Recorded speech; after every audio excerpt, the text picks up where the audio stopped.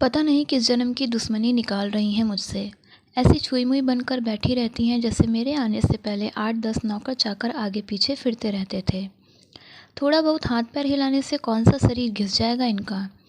सब कुछ मेरे भरोसे छोड़कर बैठ जाएंगी। बाहर से थक कर आओ और फिर घर में आते ही रसोई में लग जाओ। वंदना खींचते हुए अपना सारा गुस्सा रसोई में बर्तनों पर निकाल रही थी।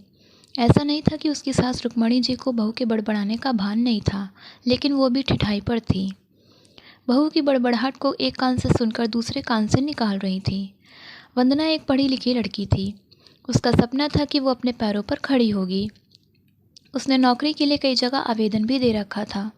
इसी बीच जब उसके लिए अनिकेत का रिश्ता आया तो उसने साफ साफ कह दिया कि वो शादी इसी शर्त पर करेगी कि शादी के बाद उसे अच्छी नौकरी मिली तो कोई उसे नौकरी करने से नहीं रोकेगा। आखिर इतना पढ़ने लिखने के बाद वो घर पर नहीं बैठ सकती। अनिकेत और उसके घर वालों को इस बात से कोई आपत्ति नहीं थी कि उनकी बहू नौकरी करे, इसलिए दोनों तरफ से खुशी खुशी ये रिश्ता हो गया। शादी के कुछ दिन बाद ही वंदना का ज्वाइनिंग लेटर आ गया।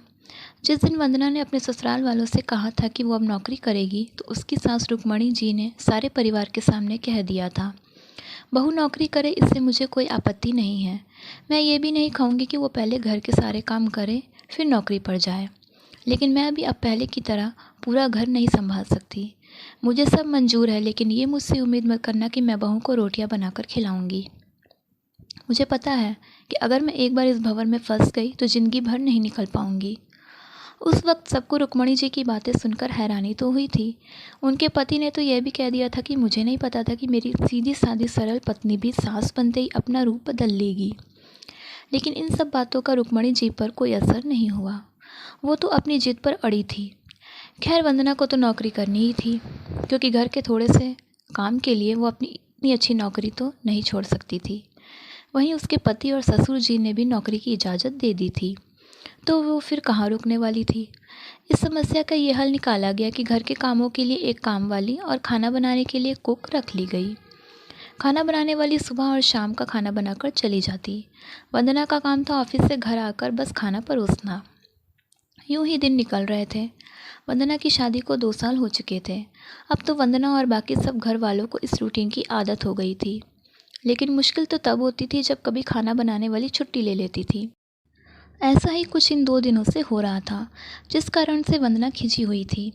ऑफिस से आकर रोटियां बनाना उससे बहुत बड़ा बोझ लगता था। वैसे तो रुक्मणी जी इन दिनों में सब्जियां काट कर बना देती थी, लेकिन बहू के ऑफिस से आने के बाद रसोई में झांकती भी नहीं थी। उस समय वंदना को अपनी बैठी हुई सास बहुत चुभती थी। वो बड़बड़ाती रहती और रोटियां बनाती रहती। बाद में अपनी माँ से फ़ोन पर भर भर कर शिकायत करती, जिसके बाद उसे थोड़ा सुकून मिलता था। कुछ दिनों बाद वंदना के भाई की शादी तय हो गई। वंदना की होने वाली भाभी भी नौकरी पेशा थी। वंदना की माँ ने सगाई के वक्त ही खुश होते हुए गर्व से कह दिया, भाई मैं तो और सासों की तरह नहीं हूँ जो बहू के आने पर हाथ धर कर बैठ जाऊँ। जब अभी तक पूरा घर संभाल रही थी तो अब क्यों नहीं। मेरी बहू को मेरी तरफ से पूरी छूट रहेगी। जब एक माँ अपने बच्चों को रोटियां बनाकर खिला सकती है तो बहू को क्यों नहीं खिला सकती। बहू तुम निश्चिंत होकर नौकरी करना, रसोई मैं संभाल लूँगी। वंदना की माँ के उच्च विचार सुनकर उसकी होने वाली भाभी का पूरा परिवार और खुद वंदना भी गदगद हो गई। वाह माँ, आप कितने बड़े दिल की हैं। काश मेरी सास भी आपकी तरह होती, लेकिन मेरी किस्मत में ये सुख कहाँ। मेरी सास को तो बस हुक्म चलाना आता है। मुझे गर्व है कि मेरी माँ इतने खुले विचारों की है। अपनी चिड़चिड़ाहट निकालते हुए वंदना बोली। कुछ दिनों में ही वंदना के भाई की शादी हो गई और कुछ दिनों बाद ही वंदना की भाभी ने अपनी नौकरी ज्वाइन कर ली। वंदना की माँ भी अपनी बहू को हथेलियों पर रखती थी। सुबह उसका नाश्ता, टिफ़िन, फिर रात का खाना भी तैयार रखती थी। अपने हाथों से परोसकर सबको खाना खिलाती थी। उनकी बहू भी मम्मी जी करती हुई अपनी पसंद नापसंद बताती रहती थी, जिसे वंदना की माँ बड़े चाव से पूरा करने में लगी रहती। खुशी खुशी दिन बीत रहे थे, लेकिन ये प्रक्रिया धीरे धीरे अब उदासीनता में बदल रही थी। वंदना की भाभी को अब कुछ भी ना करने की आदत पड़ गई थी। एक दिन जब वंदना फ़ोन पर अपनी माँ से बात कर रही थी तो उसकी माँ बस रो पड़ी। बेटा, मैं इतना करती हूँ तेरी भाभी के लिए, फिर भी उसे मेरी कद्र नहीं। अरे मेरी दी हुई छूट अब मुझ पर ही भारी पड़ने लगी है। क्या हुआ माँ, आप ऐसे क्यों बोल रही हैं। आप तो भाभी का मुझसे भी ज़्यादा ध्यान रखती हैं। क्या भाभी ने आपसे कुछ कहा है। वंदना बेचैन होते हुए पूछने लगी। कुछ क्या बेटा, अब तो सब कुछ वो मुझे ही कहती है। ऑफिस से आने के बाद एक गिलास पानी के लिए भी मुझे आवाज़ देती है। नाश्ते में थोड़ी देर हो जाए तो मदद करने की बजाय गुस्सा होकर यूं ही बिना खाए चली जाती है। आखिर मेरा भी कुछ आत्मसम्मान है या नहीं? मैं तो उसके लिए बस काम वाली बनकर रह गई हूँ। माँ, ये तो बहुत गलत बात है। आप भाई से साफ साफ कह क्यों नहीं देती कि अपनी बीवी की लगाम खींच कर रखे? आप माँ हैं, कोई नौकरानी नहीं। भाभी नौकरी करती हैं इसका मतलब ये नहीं कि आप पर हुक्म चलाएगी, गरजते हुए वंदना बोली। किस मुंह से कहूँ बेटा? पहले तो खुद मैंने ही आगे बढ़कर कुल्हाड़ी पर अपना पैर दे मारा, फिर शिकायत किससे करूँ? तेरे पापा ने तो कहा था कि बहू को ज़्यादा छूट दोगी तो बाद में पछताओगी, लेकिन मैं ही बड़ाई की भूखी थी जो अपनी बहू को सर पर चढ़ा लिया। एक बात कहूँ बेटा, तू चाहे अपनी सास को कुछ भी कह, लेकिन समधन जी का ये फैसला सही था कि वो बहू को रोटियां बनाकर नहीं खिलाएंगी। एक बार वो सबकी नज़रों में बुरी अक्कड़ सास तो बन गई, लेकिन आगे के लिए कम से कम अपना आत्मसम्मान तो बचा लिया। अब ना तो तू उन्हें कोई ताना दे सकती है और ना ही कोई रिश्तेदार।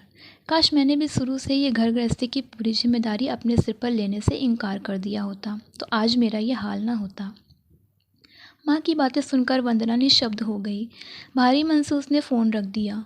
बाहर हॉल में आकर देखा तो सास ससुर आराम से बैठकर बातें कर रहे थे।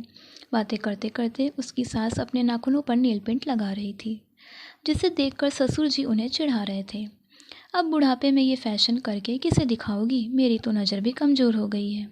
किसी को नहीं दिखाना मुझे, मैं तो अपनी खुशी के लिए लगाती हूँ। सारी उम्र तो घर गृहस्थी में उलझी रही, अब अवकाश का वक्त आया है तो अपने शौक़ तो पूरे कर लूँ। पता नहीं कब भगवान के घर से बुलावा आ जाए। वंदना की सास मुस्कुराते हुए बोली। पता नहीं आज क्यों वंदना अपनी सास की बातें सुनकर चिढ़ नहीं रही थी, बल्कि वो भी मुस्कुरा उठी। सही तो कह रही हैं मम्मी जी, एक गृहिणी को अपने लिए वक्त ही कब मिलता है? पहले अपने बच्चों को पाल पोस कर बड़ा करो, फिर कामकाजी बहू आ जाए तो उसे और उसके बच्चों को भी संभालो।